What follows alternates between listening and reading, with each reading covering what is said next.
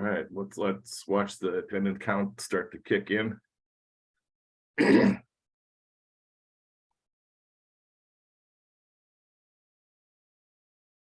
Morning, folks. We'll wait as the people start to join the webinar.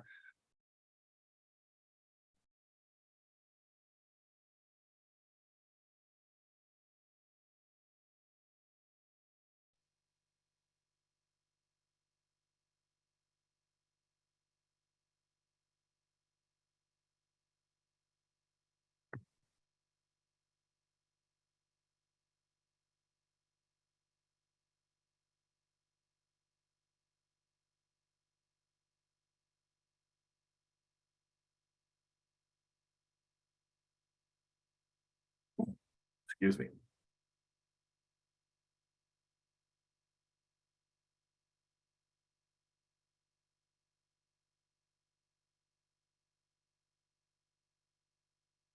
Hey, we're rounding, slowly increasing here. Give it another minute or two before we start going.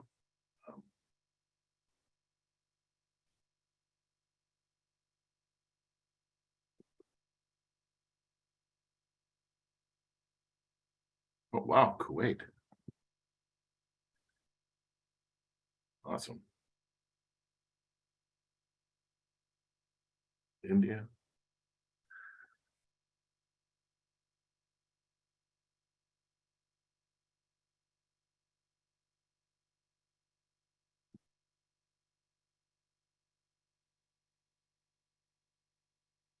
All right, we're up at 32 people already coming on here.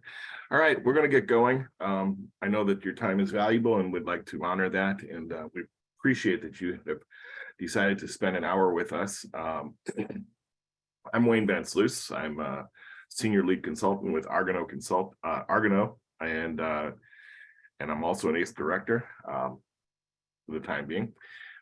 We are here with Dan Vlamis from Vlamis Software Solutions. He's also an ACE director, and then Philippe Lions from Oracle Product Management.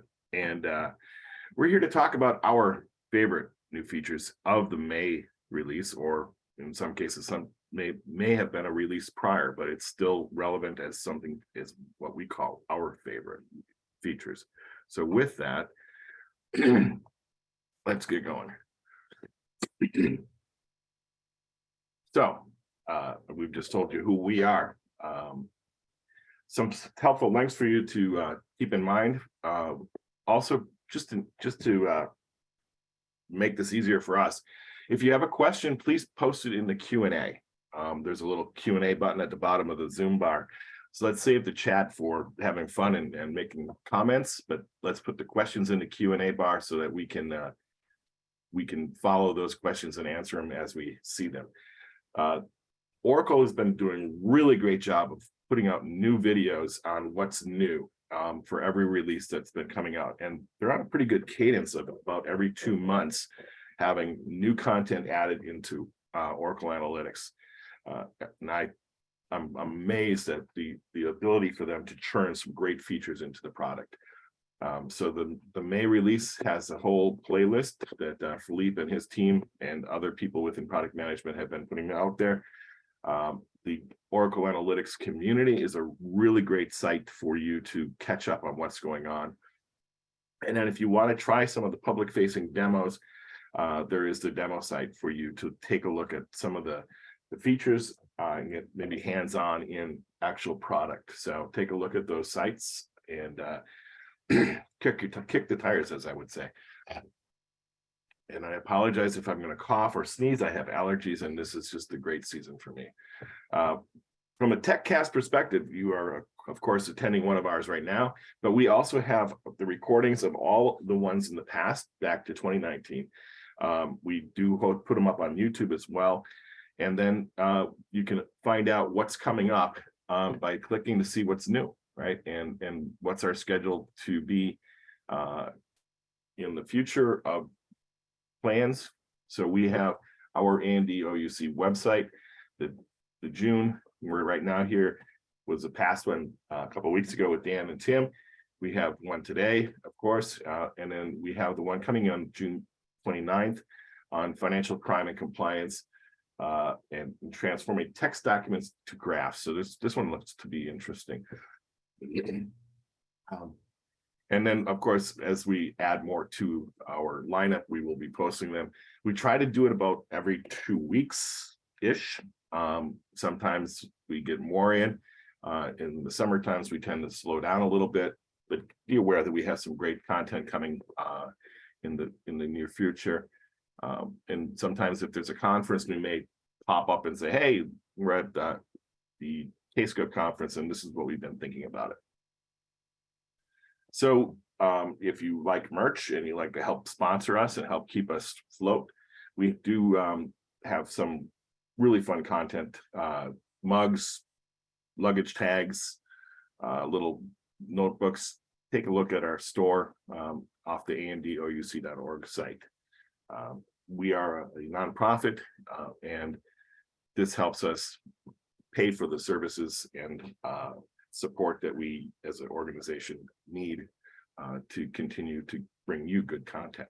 So for the community, we are out there. We are on Slack, we are on the websites, we have YouTube, we have Twitter, Facebook, LinkedIn, our spatial and graph SIG on LinkedIn. So please connect with us on any of these social media platforms. We would love to connect with you and have you see what we're doing. So every year we try to have a conference. This last year we had ours in March at Redwood Shores. It was a great conference, great content, phenomenal speakers, and we're looking forward to next year, March 19th to the 21st at the Oracle Conference Center in Redwood Shores, California. March 19 to 21, phenomenal content, great speakers, and I think it's a great conference if you can make it. It's a rather inexpensive conference compared, and it's well worth the value. So please save the date, and we do have a pre-registration right now. If you can go out and express your intent. There's not a commitment, but it's intent. So please take a look at that. And Wayne, I think Carrie just put that in the chat. We've been putting links in the chat for the stuff that Wayne's been showing, but that link to pre-register for the conference is out there in the chat. You can click on it. Great. For next year. Awesome. So without further ado, let's get away from slides and let's get into actual demo. I'm going to cover two topics that I really like, the conditional formatting on maps and reordering columns in the data flow. Dan's going to talk about parameters in the developer tab. Philippe has got one of, I think, the neatest, bar none, new feature, the aggregation rules, and how to override them. So I'm going to stop the slide, flip over, and there's my nasty desktop. Let's get into it.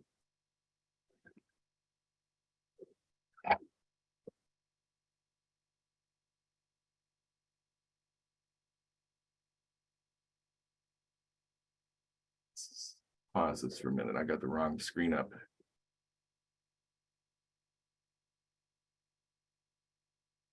All right, so I'm covering the conditional formatting on maps, and up until now, maps really all you could do is do a dot, a color fill based on a gradient of values.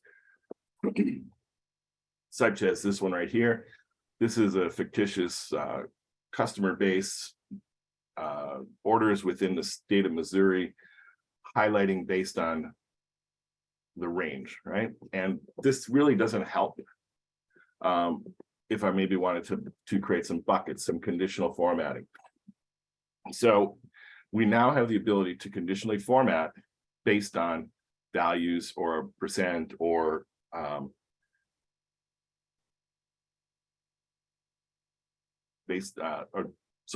based on values or a percent. So I'm going to do my sales. I'm going to create 3 buckets, and I can see the range over here on the right side in my table. I'm just going to pick a number as my one's greater than, and we'll pick 4 million. The next range, I'm going to go above 750,000. because I know my data, and then anything less than, and I'm just going to keep it a color scheme. So anybody that's below 700, $750,000, we got to take a look at and figure out how to maybe increase those sales to that area. And now I can quickly see that I've got some great performers over in the St. Louis market and over in the Kansas City market. And then the rest of the state, yeah, we have some work to do. So conditional formatting now is available on maps. In the past, it was not. It was purely the graphs or tables. And this, it's, again, if you look at the ability to apply it across on just the visualization, or if I flip this and hit workbook, now it should. Well, I would have expected it to pick this one up. But we have again, looking at the map, they have that conditional formatting. Really easy to call out high and low points. Next, my next one is the new part in data flows. This is the ability to reorder columns in the data flows. One thing with reordering, especially for unions, right? A union, you want all of your columns to match, and this part becomes a problem if you maybe have two different data sets and someone gave you in one order versus another. And it's telling me right now that this is not good, right? So I'm looking at my data set here. I have sales from Canada, and I can see my ship dates way over here on the right. My measures are sitting over here, about column 5 and 6. And if I look at the US sales, my ship date's right there at column 3, but my measures are way over on the far right. So we need to move one of them around. In the past, what I had to do in the select columns would be to move all of them out, right? Move them all off to the left, and then bring them back in order as I wanted to. I don't like that idea. That kind of was tough, remembering which one was which. And now with the select columns, I can easily say, all right, let's move the ship date, right? I pick ship date, and I can actually see this little handle right over here in the blue. I can pick this up and I can move it, right? So that's one way to move them. The other is that I can click on this and say move up or down, or I can use the arrows to move things around as well. So let's take a look at adding the select columns in both of them, just in case we need to. So I've got order quantity and sales. I can take that, select both of them, holding the control key, and just do this, move them down. And you can see as we're moving across the bottom, they're moving here.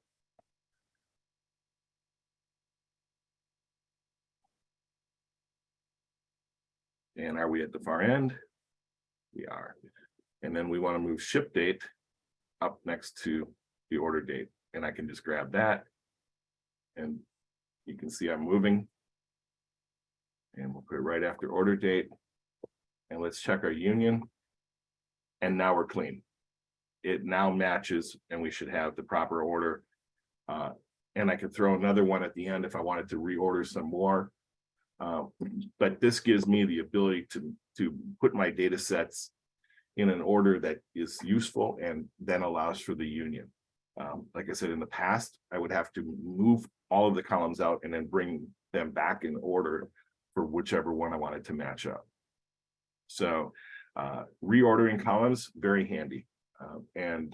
I find it very actually time saving for the kind of work in building data flows.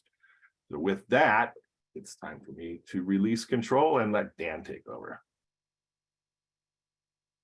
Thanks, Wayne. All right, so I have a couple features I wanted to talk about. One of the things I wanted to emphasize in this seminar series, and we plan on doing this again, by the way, and we're going to talk about new releases kind of as they come out from Oracle. And we are planning on doing this for every release every 2 months or so. But Oracle does a great job of showing the new features that come out. And I just want to highlight this real quick in case people are not familiar with this. Philippe has put the URL bit.ly/OAC May 23 features in the chat log. We're working on trying to make that copyable, but you should be able to hopefully click on that link at least, and that resolves to this URL, a longer URL.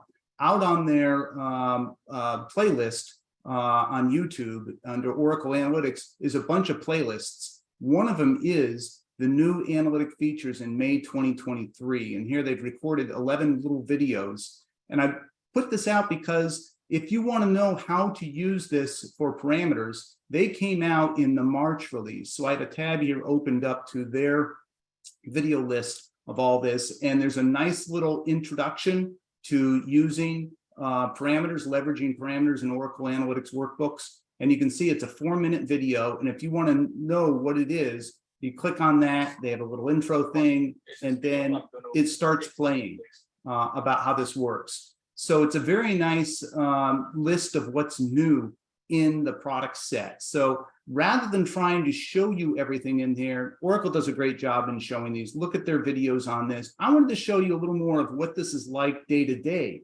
as a practitioner using these features and what kind of my experience has been in using parameters. And one of the new features they have now, if you look, is the ability to set the initial values for parameters and being able to use parameters in data actions. This is some of the new stuff, but this is, if you will, I'm still getting used to how the capabilities of using parameters, some of you that have been using OAC and its predecessor product, OBIEE, for a while, may think in terms of repository variables.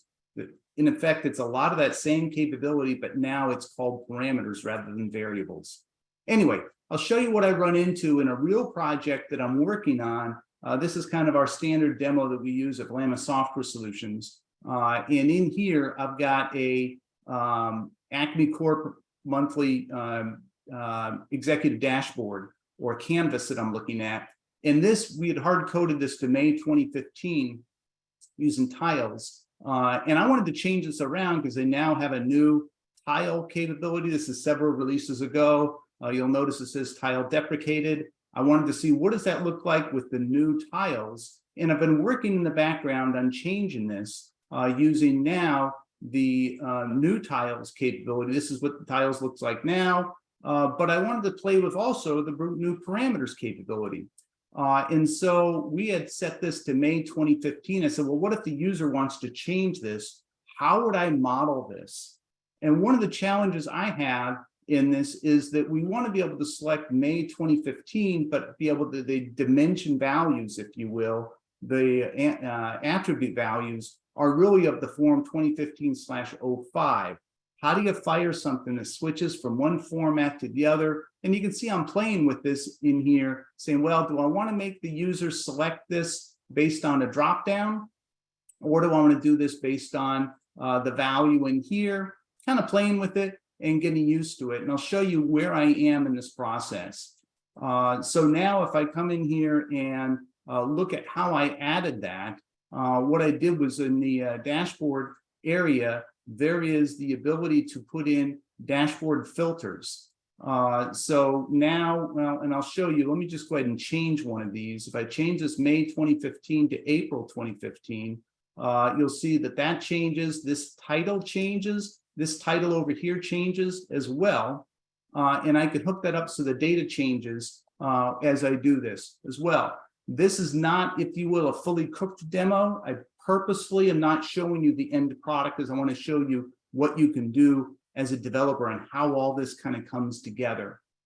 So when I change this, what causes this to change is in the properties of this EBITDA, this dashboard, we've decided to put the name of the month that's being shown right next to it. You may have seen in the previous canvas, it showed May 2015. Well, this now is EBITDA hyphen, and then the syntax is at parameter, and then the name of the parameter that you're using. Let me show you where that comes from. In the parameters, now you'll see they reordered this a little bit. Now we've got the database values, the different visualizations, you can look at analytics, and now there's a new parameters tab. And this parameter allows me to show the ones that come with the product, the current date, current time, current date type, display name, and username. And I've added 2 new parameters, and you do that by clicking on the plus and create a parameter. Oracle's demo will take you through this. But I've added a new value called analysis month. And in there, you can see I've given that possible values in here. There is a way, by the way, to make that fire as a logical SQL query as the possible values. You can see that in the Oracle demo. This is the type of thing they're looking at, making this stuff easier to work with so that it automatically does this instead of you having to look up the logical SQL. But for now, we put in sample values in here and an initial value. By the way, one of the changes is you don't have to specify the initial value in here. That was something that was originally in there. Now that's been relaxed in the syntax in the May release. But that's where you add those values. And then all I did here was drag that in here. And that's what allows that to change. Let me show you another thing in here. If I want to add that as a value, let me shrink this down a little bit to make room, and I'll show you how I created that.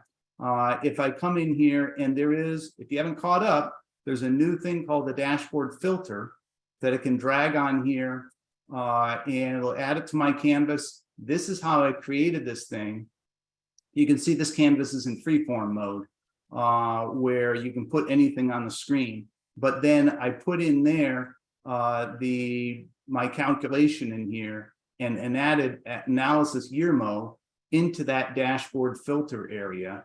And that's how you end up putting a parameter in a dashboard prompt area on a canvas. You can see here, I can change the properties of this to make the label location before. That's what I did. And obviously I changed the font size here and made it bold and that type of stuff. Well, let me undo all that because that kind of messes with my canvas. But that's how you add that parameter in here. And I just wanted to be able to show you what it kind of looks like to really do this stuff. Then what I did was I'm playing around with what do I do with not just changing the label here, but also over here, I wanted to change this visualization to change the prompt based on this, but also what do I do in terms of the analysis year month? What I did in that case is in the properties of this visualization, I am changing what the filter and making that filtered by analysis year mode. So all I did was drag this parameter into here, and now that is a filter of this individual visualization. And then I'm making that show up. And then because that filter is in there, I've tied that to, if you look on here, you can see this is EBITDA single mo. I created that formula.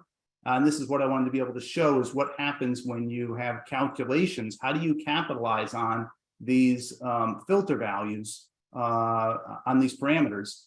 And if I look at the calculation for EBITDA single mo, here it is. Well, let me first show you what EBITDA looks like. Sorry about that.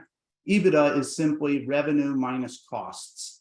And this raises the question as a designer, am I taking the values that I want to calculate? Do I add them to my model? Here I'm using a subject area called sample sales. Do I add it there? Or this one happens to be done on the front end, if you will, as a calculation, revenue minus net cost called EBITDA. And then if I wanted to say EBITDA for a single month and the difference thereof, I can use this in an expression such as filter of revenue. You can see it gets quite wide, but the filter of revenue using month equals the parameter of analysis year month. And then you have to provide the default in here minus the filter of net costs using month equals that. So that's how I end up doing the subtraction. And I wanted to show what it looks like to use the parameters in the syntax of a calculation. So it's really, it's a qualification of revenue for analysis year month minus the net costs. And this is why I wanted to show you also think about the design when you're doing this of whether you want to translate between something like a May 2015 versus 2015/05. It's easier to create your calculations if you're prompting somebody that is for something that is based on the values that are in the actual database. Otherwise, you'd have to translate this to the month name, then the full 4-digit year versus 4-digit year / month number.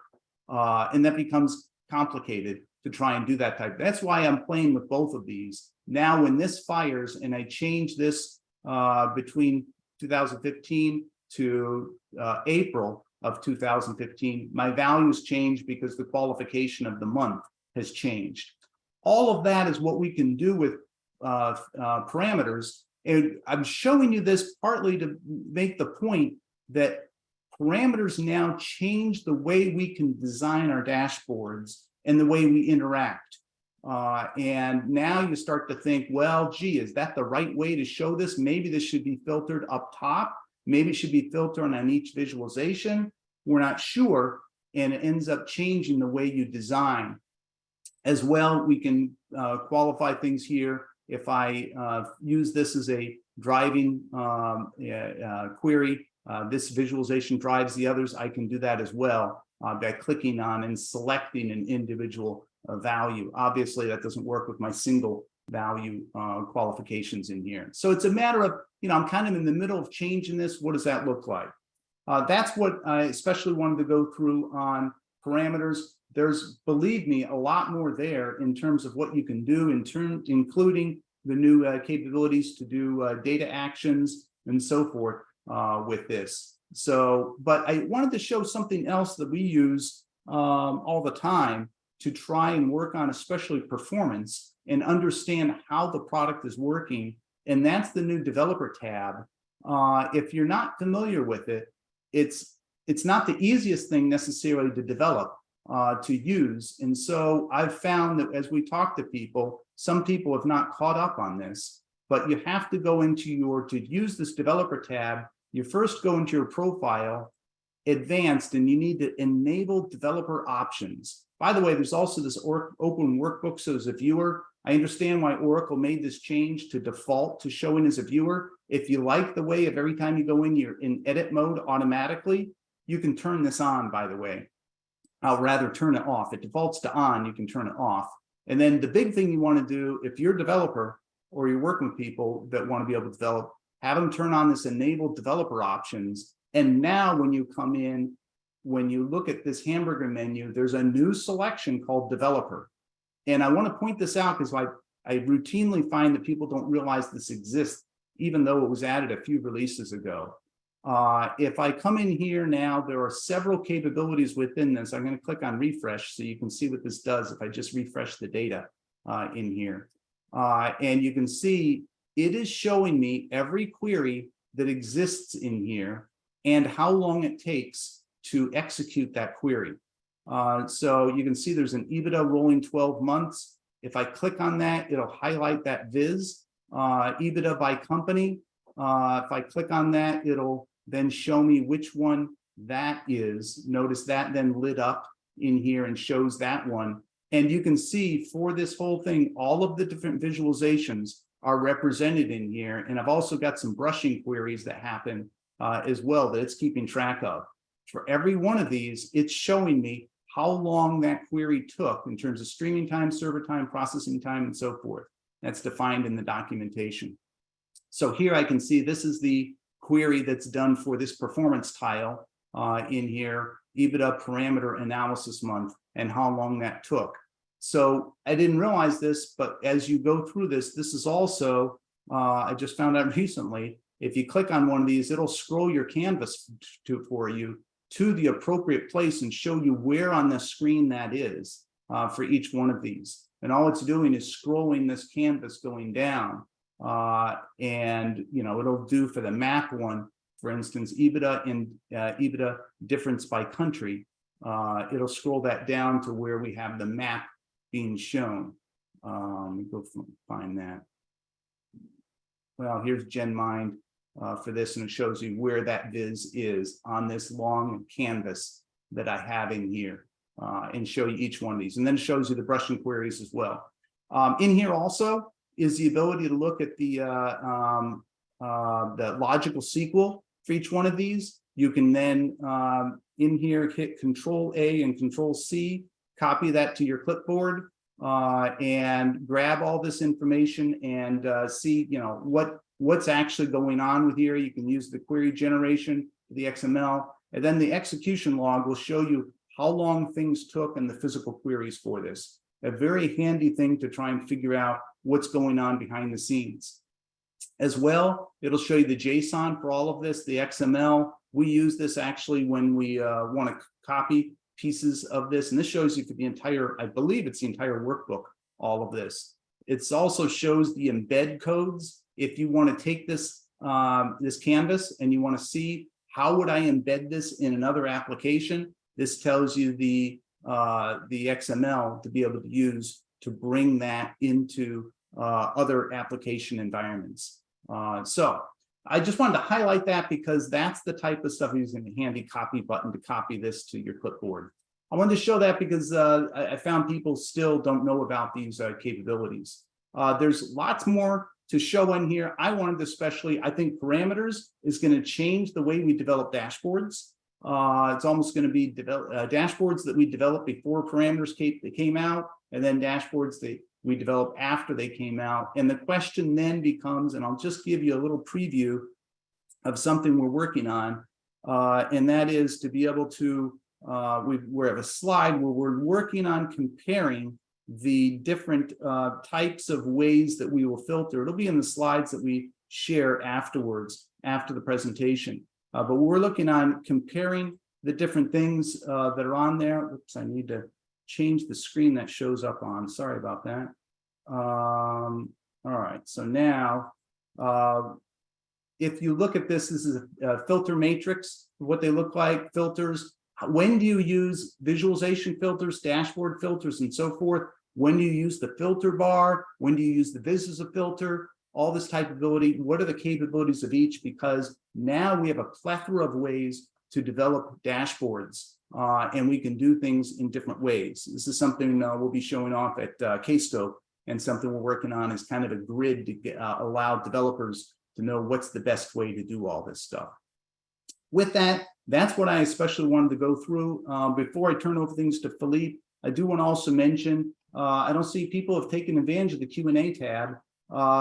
Folks, this is your opportunity to put questions in there about the new features, and we'll go through this at the end of when Philippe presents and try and answer some of your questions. So put your questions in the Q&A, and we'll try and go through a lot of this stuff with you. And with that, Philippe, I'll turn things over to you. Hey, thank you very much, Dan. Can you hear me fine? Yeah, I can hear you.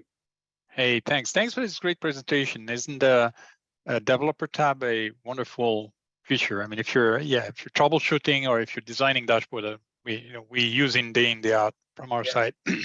So is parameters, by the way. So thanks for that presentation. Hey everyone, good morning, good evening. I'm Philippe, and I'm working in the product management department here with Oracle Analytics. I'm really thankful. Perhaps I should share. Hang on, let me take over the sharing before I continue. Okay. Okay. And so I'm super excited that being part of this call here. Thanks for inviting me. And you guys are doing a great job highlighting the features. And I would like to take 10, 15 minutes here to talk to you about something that really excites me. But people think I'm weird because I'm getting excited with aggregation rules. Can you believe that? It's a big deal, Philippe. When I saw the video, somehow that snuck out, and I said, "Oh, that's what I've been needing." So take a look at the video. You know, that's exactly what I felt as well. That's what I need. Now, I need it not just because it didn't exist before, but because it's made a lot easier. So let me not wait any longer. So you see my screen, right? Yeah, we can see it. All right. So this is my OAC environment, and I'm just going to look at, well, I have a data set here that has 9,000 rows, and that's our typical demo data set. So let me close this, and let me just drag sales in the picture here which is 8.5 million. And let's say, let me double click on customer segment, just to break this down by customer segment, and let me just turn on labels. So we're looking at 1.7 million for consumer, 3 million for corporate, and so on. Now, I'm interested in seeing these numbers, but I want to go deeper and see average of sales by customer for each segment. So how much are we making for each customer in corporate, or for each customer in home office and small business? Okay, of course, this is possible in Oracle Analytics. Of course, it's been possible for a long time. Just need to be a little bit brave and go ahead and, either count distinct and type your formulas here and do your math, or maybe go one level up and average what sales. So I have to basically be familiar with this combination by, customer ID and so on. Okay, yes, of course. And we can go a lot more complex than this, and it's possible to do this, and it will be then usable by me as an author. This But is unfortunately, stuff that we had to do before your new yes, capabilities. exactly. This is stuff that we had to do so far, but I'm not that smart, and I'm not that familiar with the product. And above all, once I've created this calculation, I'm not even sure what the rule is and how to use it in a viz.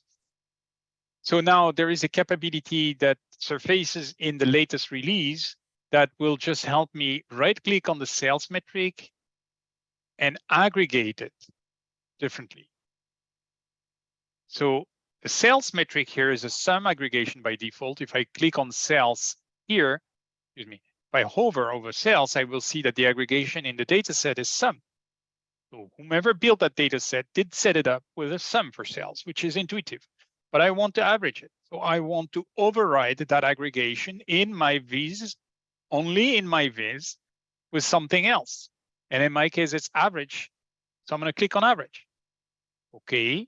So now we see 952, 948, 943. These are average of sales, not by, of course, by customer segments, right? But at the grain of my data set. My data set is order lines, dates, order, customer, product,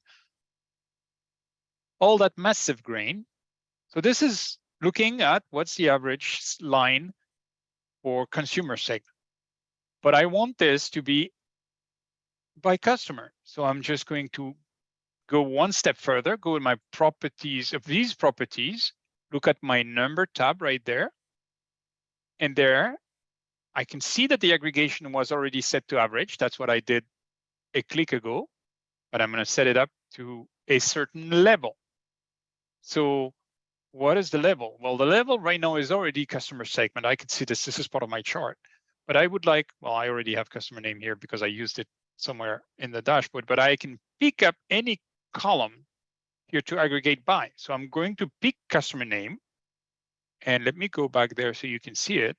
When I did, so now I'm aggregating by customer name as well. So what has just happened? The numbers have changed. So now this is looking at, on average, for the customers that we have business with in this segment, we sell 2.7 thousand per customer. Same here for this segment, a little higher for that segment, a little lower for that one. So it's basically dividing the sum of the sales by the count distinct of customers, doing the proper average aggregation. So this is how easy it is for me to simply come here, override an aggregation rule, and if I need, set it at a specific level. So this is by customer name. Now, if I wanted it by something else, I remove customer name. Auto means at the level of the data set. So whatever it is that defines a row in the data set, but I could have said, do it by city. Let's say we have a sales point for in every city. So now, see, this is an average by city. So that's how easy it is for me to manipulate these aggregations directly on my viz without having to deal with knowing and understanding these calculations. Very simple and very straightforward. What if now I have a different use case? Let's go back to cities, for instance. And let's create a table or a pivot table with the sales of all my sales points. Okay, so I got a bunch of cities, and this is, anywhere between 300,000 to 5,000 for whatever period I'm looking at. And of course, I can get a sum of this. And okay, let me put the sum at the top here. 8.5 million. All right. But what if I'm interested in seeing the average of these cities, not the sum? I would like to see the average. I want to have this visibility, and yet the sum not to show a total or an addition, but a average. Just if I make this become a chart, a bar chart, you'll see exactly what I mean. These are my cities and my sales. You may be familiar that there is a capability to show a reference line, and that reference line for this data set is showing us the average. You see, we have different functions. So I would like to show that average in my table here as a total. But I still want to keep the sum of each cities here, the sum of the sales for each city. I just want to see the average of sum of sales by city. Again, there is a capability here in the properties, in my table properties here. Actually, it's in my number properties, where you can see I leave my aggregation rule as automatic, which is sum, but I have a totals aggregation command here, where I can set this to be anything else than sum. So average, this became 63,909.77. Let me see. This is exactly the same as here. This is the average of the sum of the sales by city. Of course, these calculations that I'm doing, they will comply with any other objects I'm bringing into the table, the viz, right? So even if I went here, what we did at the beginning, and I broke down this by any other dimension, all the calculations and the group bys would have happened transparently. So far, I haven't done any single calculation edits. I have just played along with my UI here, just right-clicked and said, hey, I would like the aggregation total here to be, where was that? That was here, to be something else than what the default aggregation of the column is.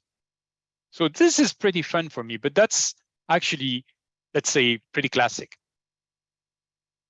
What if we wanted to go one level up and say, okay, this is cool. I have customers and I have sales. Maybe I want to do the same report that we have here, okay? But instead of sales, I would like to show how many different customers we have, distinct customers, okay? Not sum of sales, distinct customers, but I don't happen to have an aggregation that counts the customer, and I don't know how to create a custom calculation. So I know we have a lot of customers. I don't know who's buying where and what, but I would like to count them. So here's my table. If I now right-click on my customer column, there is an option for me to set it as a count distinct. So what happens if I do this? On the viz, specifically on the viz, this is telling me we have 2,600 customer, maybe 2,700, close to that. Wow. Now I can just drag my city here in the picture and sort this by distinct customer, decreasing, and voila. So these are my distinct customers by city. Maybe I want a table just to make it look like we had in the other viz, just for the fun. And of course, here again, so this is a count distinct rule that we have applied to our customers.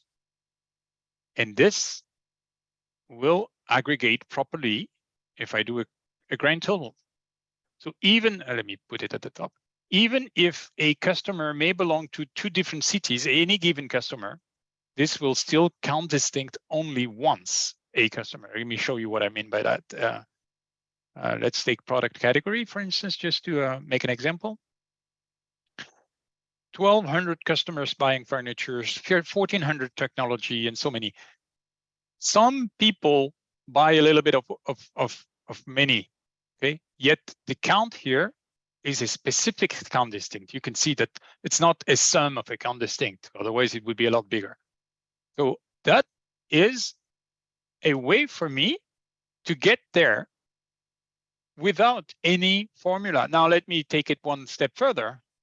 We have 2,600 customers on average. I'm sorry, not on average, distinct customers. Why don't we do the average of number of distinct customers that we have for every shop? How do we do that? Just the same as what I did a minute ago. I have a count distinct aggregation on my customer, and I want to just have a total on this, which is an average of the count distinct. BIM, 46 on average. Hopefully this guy here will tell me the same.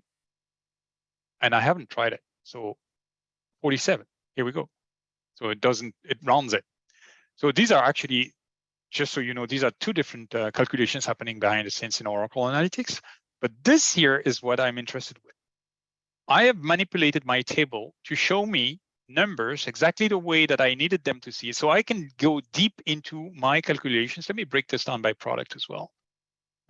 So that we, oh, that was a table, but let me break this guy down by product. Hang on, sorry. Here we go. All right, so we've just played around without building any formula, but now what if we wanted to save that formula? You know, I'm not technical enough, but I would like to reuse that count distinct formula that I did. Here is a cool feature, which is anything that we've done so far, I can now persist and add to my calculation. Watch, the calculation here is empty. When I say add to my calculation, the count distinct customer appears, and I can reuse that in any other visualizations with the same rules. So this is a quick way for me to save, to build, let's say, advanced calculations and save them. And now I'm watching the clock here, so I want to make sure I go to my last item, which I also think is really cool. So far we've seen how we can change aggregation on a metric and a level, group by, so average of sales by customers. We have seen how we can influence the aggregation on the total of a table. Remember when we said, oh, we want the table not to show the sum despite the metric being a sum. We have seen how we can apply an aggregation rule to a attribute column. In this case, customer name, could have been anything else, CTs, product, anything. What if we want to do the opposite? What if we wanted to say, let's measure if our gross unit price influences the quantity of products that we sell. So for this, we need to have a set of distinct gross unit price. So one thing we could do is bin it. So I'm going to pick a bar chart, and so I can, on a bar chart, I can drag my gross unit price and create bins, and this is going to give me some aggregation of unit price between 0 and 20. In fact, sales is not the metric, but quantity is what I wanted. So I can already get a sense that, yeah, well, the higher the unit price, the lower the quantity we sell. Okay, trivial. But I want more granularity than this. I don't want this thing. I don't want this type of bin. I would like real gross unit price to be there. So how can I unaggregate gross unit price when it is aggregated already in the data set itself?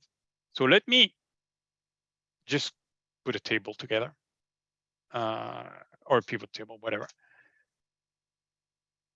And let me right click here again, and I can see at the bottom, of course, I could override whatever aggregation we have right now. I think the average, aggregation is average, but I can also undo the aggregation and treat this as an attribute. So what happens when I do this is this turns into an attribute. So now it belongs to a row in the table. And these are all my distinct unit prices. So we have 750 of them. And now I can plot quantity against that. Make this be a bar or whatever, some visualization. So I have a lot, okay? So maybe this is too granular. So this, notice this is sorted by unit price, okay? And this is hard for me to see. So maybe I would like to keep this as an calculation because that's valuable for me. I may need to reuse it, but most importantly, I can edit this. And okay, I will take that formula as it is. I will just, for instance, round this at level 0, meaning I would like the calculation to not look at so many digits behind the decimal digits, but round it to 0 digits. So now now with this calculation, hopefully we'll see less. Here we see basically integer units of unit price and how many products we sell for each of them. So we see a lot more granular calculation here. Of course, just like anything else, we can break this down into any other dimensions and color it and filter it and sort it. We can even use this as a filter. We can use it in just like any other calculation. We could range it and ask for anything that starts or that ends below, I don't know, 100, let's say, and have a different viz. This is let me just undo the aggregation of a metric within a few right clicks. That's what I'm excited with, because with this, as a business user, I can easily manipulate the aggregation on my viz and get to the exact insight that I'm looking for without needing to know the syntaxes, without needing to know all the sequels and making mistakes with this. That's what I wanted to talk about then, and that's what, you know, makes me feel real excited with the new capability in the May release. Thanks for this. So are there any questions? That's great. That is so awesome. Yeah, I have to say, Philippe, I really never understood box plots until I watched your video about box plots on the last release. That totally opened up my world to understanding what a box plot and how to read them. And you have to look at it from above. Is that right? Yeah, that's the exactly part, you know. Yeah, look at it from above and then look at it from the side, and then from the side, yes, you completely understand it as the standard, you know, as the bell curve. Exactly. So yeah, thanks Wayne. Glad it's helpful. Philippe, I have to add that you know, in some projects we were working on trying to do things with count distinct, and coding all the formulas in all the different ways you want to look at it just became very tedious. This allows us now a new way to do it that will make it much more usable for them. Makes a big difference. Yeah, I agree. Thanks. So we have a poll. We want to see what your thoughts are. Carrie, can you please share the poll or post the poll? What are your favorite new features? And of course, we can't list them all. There's quite an extensive list, but out of what's here, please, if you have something that's not in the list, put it in the chat. We'd like to be interested. Maybe we can use that as a showcase for our next one. And quite frankly, if you would like to present on your favorite new feature in the release, please send us a note. Say that you would like to be a panelist to show off what you think is a great new feature in the release, and you could be a presenter with us. So we're always looking for people to share their knowledge, share their content, share their passion, and please give it some time and join us as a panelist or a presenter. So one thing, while we're waiting for people to vote on their features, and we can talk a little bit about these, if people have questions, go ahead and put them in the Q&A. We'd love to handle those as well. Philippe, anything that you want to especially talk about on some of these features?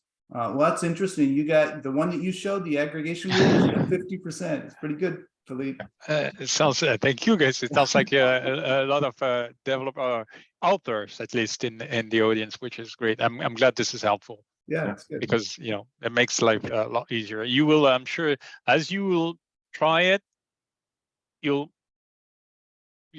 adopt it, is what I'm hoping. Yeah, this is cool stuff. This has been fun. So let's wrap this up, and let everyone get back to their day. We've already covered the poll. Dan has already talked about the new features or the filtering and parameters.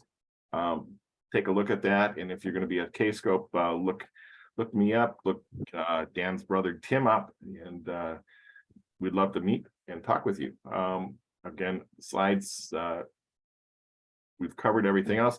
We'd like to just please reiterate that we are back doing in-person conferences. We will be having our summit again next year in March. We'd love to see you there. It's a great conference for the dollar price. It's probably a third of the big conference costs. You know, Kscope and Oracle Open World or Cloud World, Ascend, they have a pretty hefty price tag. Ours has been rather reasonable, and we would love to see you March 19th to 21st in 2024, Redwood Shores. Dan, any closing comments? Just if you have an interest in presenting at a TechCast, this is a user community. We believe very passionately about that. If you go to andouc.org, click on the TechCast tab, you can submit your own abstracts for your own TechCasts, and we'd love to have you present on your favorite feature or what you're doing in a project, that type of thing. This is what we do. We'd love to have you join us. So to close out today, thank you, Dan, thank you, Philippe, and thank you all for taking up an hour of your day to learn a little bit and to hopefully pass on what you've learned to your coworkers and friends. And we'd love to, again, join us. Hey, let me also, on behalf of all the PM team here and the development group, thank you guys in A&D community, and specifically Dan, Wayne, Carrie, and all of you guys for the great job you're doing with the product. This is really appreciated, and you know, we value very much the contribution you're doing with this community. So thanks a lot for that. Awesome. You all have a great day. Thank you much. Take care. Bye-bye.